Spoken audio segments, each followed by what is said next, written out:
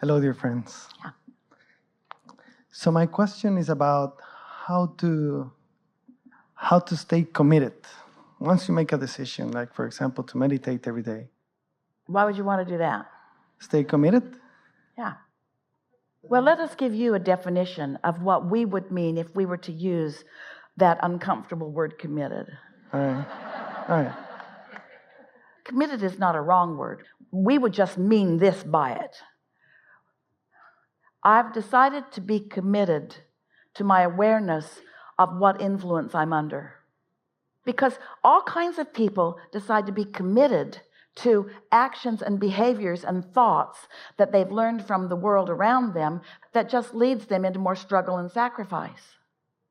Most of the time when people talk about being committed, what they mean is, I really don't want to do this, but I'm committed to do this thing that I really don't want to do. So I'm going to ignore my guidance system, which is letting me know that I'm off on my energy, and I've got some momentum going about that, and I'm going to, in a committed way, I'm going to gather up enough stamina and strength and determination that I'm going to persevere. I am going to compensate for the energy that I'm not tapped into through my human physical action.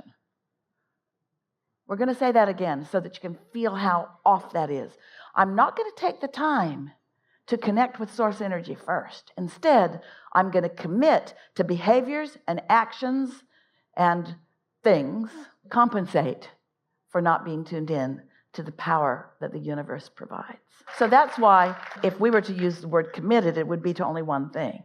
And we're going to be silly again.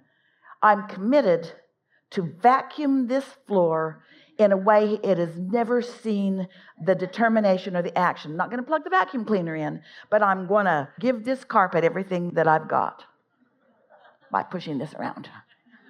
I'm committed. What are you doing? I'm going to make it look right. Really. Doesn't look like it's getting better, I know, but I'm committed. I'm going to get it. Might want to plug the vacuum cleaner in. Don't have time for that. But even in that sense, in the sense of connecting with source first, that very basic commitment to remember that I'm always one with source, that I always want to tap into that first. But here's the thing. We want to soften this by saying to you, you don't have to be committed. Your guidance system lets you know when you're not. And if you're consistently not, don't worry, it'll get bigger. And you know what happens? After a while, something gets so big that you get committed to hook back in. Do it when it's easier. It's like the story that we've offered so often about being at the top of the hill in San Francisco, and there's this roadway all the way down to the bay. You can see it going right down into the water. And you decide that you're going to give yourself a lesson in gravity and inertia and such. And so you disengage the gear on your car and the parking brake, and you push it a little bit from behind just to see what will happen.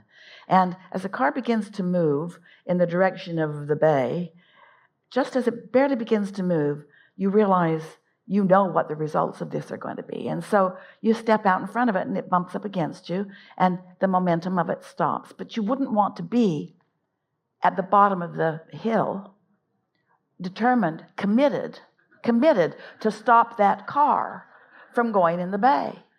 Because it doesn't matter how committed you are, that car is going in the bay and you're probably going with it. And there's so many people that are committed, but you're committed on the wrong vibrational wavelength. You're committed to push against something, you see. And so what we want you to be committed to is a smooth energy flow, committed to your energy flowing through you, committed to ease and flow, not to struggle, committed to syncing up with who you are, not tug of wars. If you want a rather simple way to explain the big picture in a few words, here it is. Choose something and feel good about it and do it. So, if you feel like you don't want to go, don't go. If you don't want to go there, but you do want to go there, then go there. But don't go there not wanting to. Make a decision or a commitment, but line up with the commitment. Line up with it. It's the lining up that we're talking about here, isn't it? And how does anybody line up with anything? The lining up means feel good about it. And what does feeling good mean in the sense of lining up? If you feel good about something, that means you're lined up. And why does it feel good? What's the lining up about? It means that you and your inner being do not have opposing opinions about this. So it's like if there's a family gathering and you don't want to go, don't go. Don't go. But often you don't go and you feel bad, or you go and you feel bad. So we say either go and feel good or don't go and feel good, but the other doesn't work. And so what are we asking you to make a commitment to? The family event or your connection to source energy? Because the thing that you think you're making a commitment to is irrelevant. What you're making a commitment to is the energetic place from which you step into it. Does that make sense to you? That's what we mean by getting out ahead of it. Yes. Yes. And one thing I've noticed, and I wanted to ask you about this, is when somebody, for example, wants to get thinner, what goes into that person's vortex? A new body or more self-acceptance? Well, both. Both. The self-acceptance must come before the desire about the new body can be accomplished. Because what happens is, as the desire is there, but the experience is different, and there's constant clamoring and pushing against the what is, then there's that internal battle that is preventing the alignment of energy that provides the inspiration.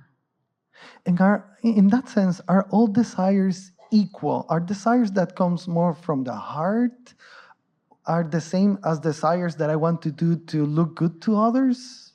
Is that desire the same thing? Equal by what standard? Is source energy more interested in your really serious things? One day Esther was meditating, and we were just beginning to talk about getting into that place where what's in the vortex can flow into your experience, getting vibrationally up to speed so that you can begin to receive thoughts. And she was all tuned in, and she started receiving thoughts about furniture, about placement of furniture.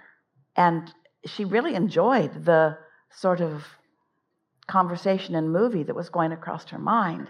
But then later she questioned, shouldn't I be doing things of more importance with this energy stream?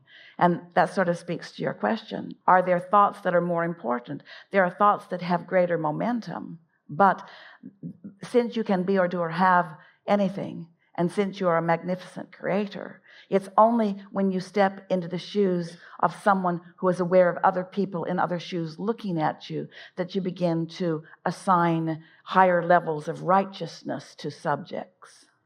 There are a lot of thoughts that make up the whole of this magnificent life experience that you all are living.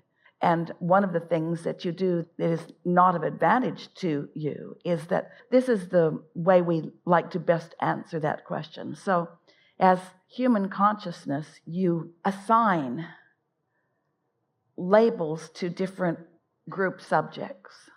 And you call them right and wrong or better or worse. And you give them all kinds of different labels, endless labels, political labels, religious labels, labels of condemnation, labels of praise.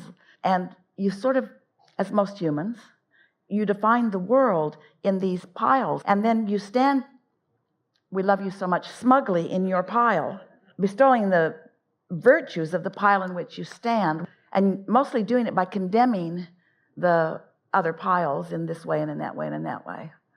And that sort of is a description of much of humanity. From our perspective, we see all of this humanity, but there are only two piles. And the piles are temporary. It's in this moment under the influence of source, or in this moment under the influence of something else. And then what you begin to notice is that in all of those other piles, endless piles, are those who are under the influence of source or not. And so there are no righter things that you can do or wronger things that you can do. Your alignment is about what your life, and we're talking about your whole existence, what your life has caused you to experience, and what rockets you've launched, and what your vibrational reality is. Do you have a picture? Do you sense the realness of this vortex that we talk about all the time? Does it make sense to you that there was a vortex that was the energy of who you are as you made the decision to come in, and that all of the life experience that you've lived since has contributed to that and caused an evolution of that? And so here is this state of beingness, this vibrational state of beingness that you are in every moment having a relationship with. And in your moments of greatest joy and love and appreciation, you are in complete oneness with all of that, which means it will represent itself to you, manifest itself to you in endless different ways as the configurations of the cooperative components manage to come together through law of attraction to surprise and delight you. And that really is what life is about. That commitment that you were talking about is the commitment to understand the rightness of who you are, but also the rightness of who everyone else is.